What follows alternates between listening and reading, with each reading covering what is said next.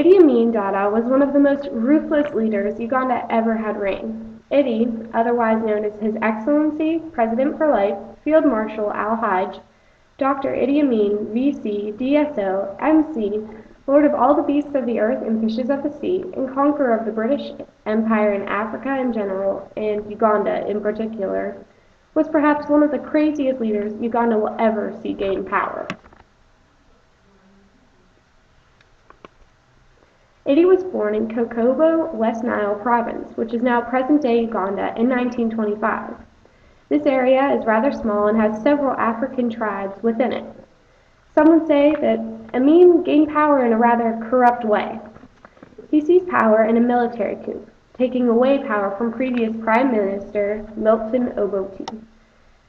In the matter of a week, Idi Amin declared himself president. After officially gaining power, Idi Amin then began to kill his opponent's supporters. These supporters ranged from experienced soldiers to young children and women. After those that opposed his rule were killed, he began to expel Asians from Uganda because he believed they had too much of an influence on the economy. Idi Amin killed people by the masses. He believed heavily in cleansing his country and, quote, wanted it to be a black man's country.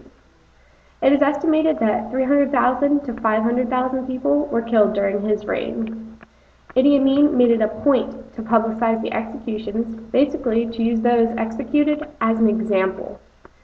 As you can see, Idi Amin made footage available to the public. As shown here, here's someone being tortured.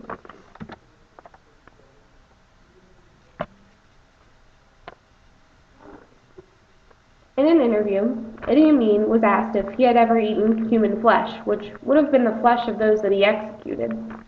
In the interview, he simply replied, "I don't like human flesh. It's too salty for me," clearly never denying the allegation. Idi Amin obviously ruled with terror. As mentioned before, he killed a mass amount of people. But not only did he just kill them, he tortured them until they would fall dead.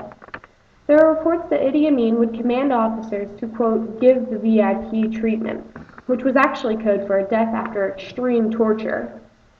Evidence that Idi Amin was incapable to show empathy and was clearly an extremist. One form of punishment that would ultimately lead to death was the wheel of torture. In this situation, Amin ordered officers to put the opposers in a wheel rim. After the head was put in the wheel rim, officers were ordered to strike the victim with various objects, such as iron bars, mallets, and even hammers. The torture didn't end there. Sensitive parts of the body, such as the genitals or nipples, would be connected to wires. The wires were then connected to batteries, and they would get those areas electrocuted. According to some doctors that worked under Amin, they would receive bodies that were missing arms, legs, eyes, and organs. It was even rumored that Amin kept some body parts, like a man's head, for a strange ritual. He kept the head inside of his refrigerator. In the 70s, Idi Amin held some 200 U.S. citizens hostage. Idi Amin had plans to take over parts of Africa and the Middle East. However, he never got to see those plans in action because he was exiled to Saudi Arabia, where he later died from organ failure. Any impact that Idi Amin had would have been negative. He caused economic instability because he made all of the Asians go away from the area, caused mass corruption because he put it together killing squads and military coups, and it also took decades to regain stability. They're actually still in debt today from when Idi Amin reigned. And these are our sources.